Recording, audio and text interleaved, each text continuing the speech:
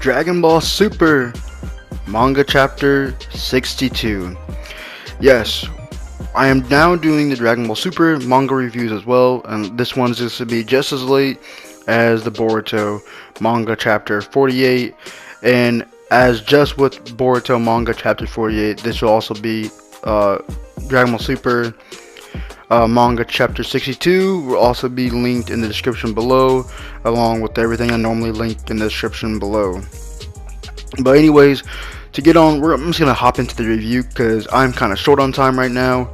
And so we start off with Piccolo saying, so 7-3's power has been added to your own strength, and MORO would of course say indeed. And then he said, and then Goku was getting, well, most likely angry because he's saying it's one thing after another with this guy. I've known the MORO chapter, MORO Galactic Patrol manga arc has been going on for quite some time, but it looked like Vegeta was having none of it. He goes up into the sky. Vegeta is well, Goku yells out Vegeta, and Goku, well, Vegeta said he'd tear him apart again, and then, you know, he goes after MORO, and MORO easily dodges out the way, sidesteps, and then end up grabbing Vegeta in the back of the neck, where Vegeta, well, since MORO has 7-3, I'm still getting into this manga, it's still new to me, this is the first chapter I'm reading. 7-3's ability was to copy abilities, so he definitely copied Vegeta's ability, but that was not before Piccolo would say he'd go back to his former strength after the clock runs out because it's only temporary, and MORO's like, in fact, the power has returned to, well, its home, its rightful owner, so there is no time limit to this power, and so it's MORO's ability forever. And MORO also said that after he absorbs other people's abilities, they also become his own, and there is no time limit to them. And he would grab Vegeta to the back of his neck and steal Vegeta's ability, and would use Vegeta's Big Bang attack against them. Well, against Vegeta, he shoots it at Vegeta, and yeah, Vegeta is definitely getting owned in this chapter. MORO is still big as a monster as ever, and it is kind of sad. It's kind of sad, but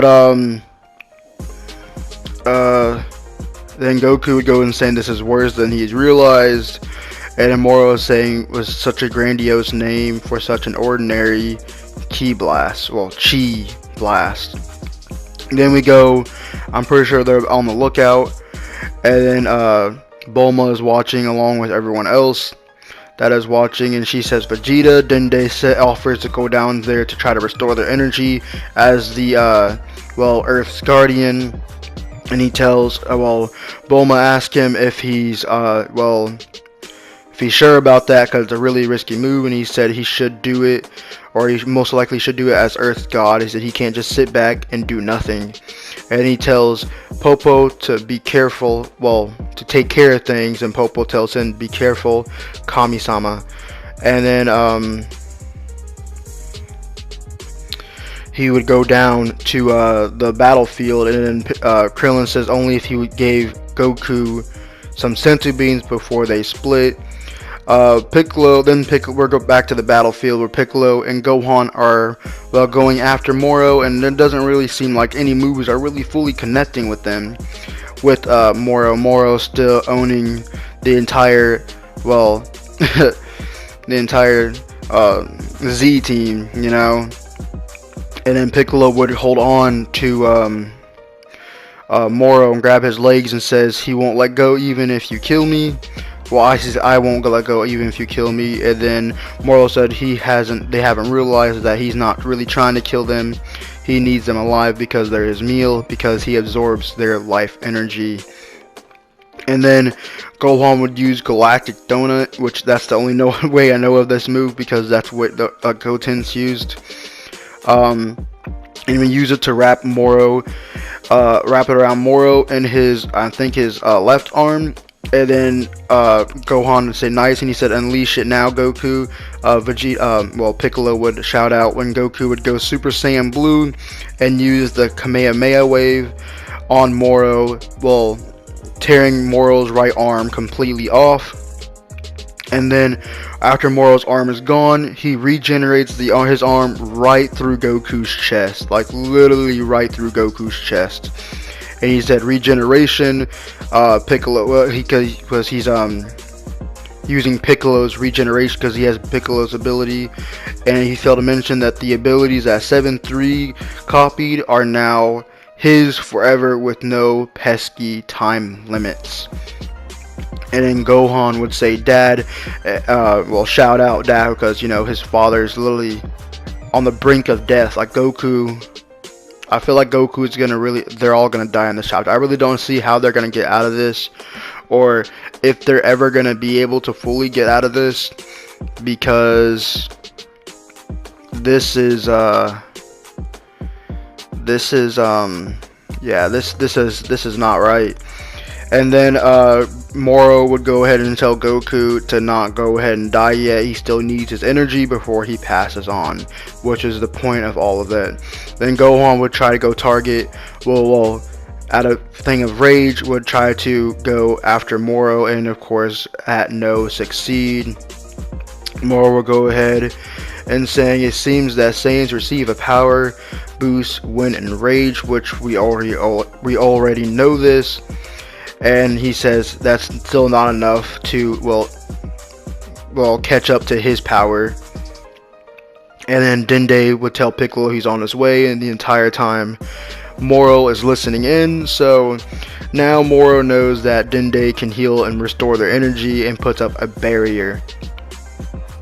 And within the barrier, Piccolo is ready to blow himself up along with everyone else within inside the barrier. And he says the barrier is it's a blessing in disguise, and it was getting ready to blow himself up. And Jocko said, hey, slow your roll, and starts shooting at them. But before that, Dende ends up at the barrier and says what kind of god is he, some earth god he is, because he cannot get in. But the barrier is open and looks like it is by an angel, and you'd think it'd be Whis, but it's most likely not. Also 17 and 18 go after Moro and also get wrecked as well within this chapter.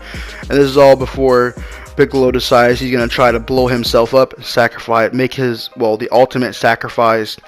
But like I said, Jocko says he hasn't made peace with it yet, and he made peace with things yet, and he really wants to try maybe to take down Moro himself. At least I thought that's what he was trying to do.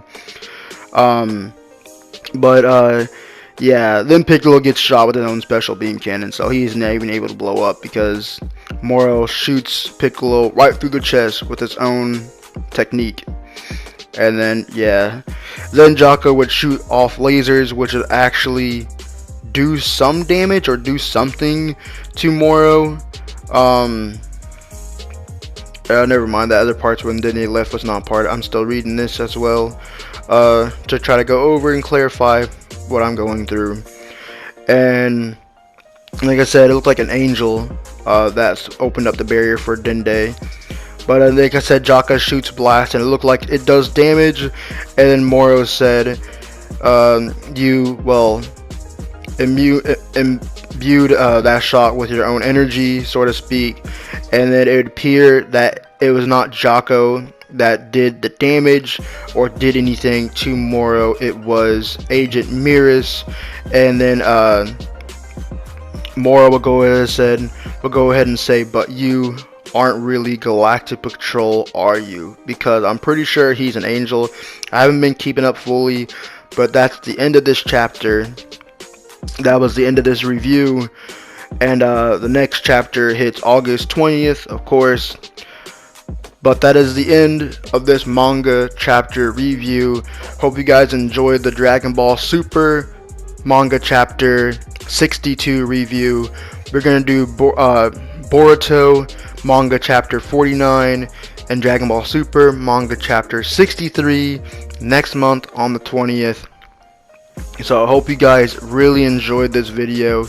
If you guys did, please smash that like button. If you're new, please subscribe to the channel and help me reach my goal of 1,000 subscribers. I really hope you guys watch this video from start to finish. It also helps out my watch hours on becoming on my road to try to becoming monetized on YouTube. I'm at 2,100 watch hours, and I'm at 810 subscribers. We're really close to getting monetized, guys. Really close.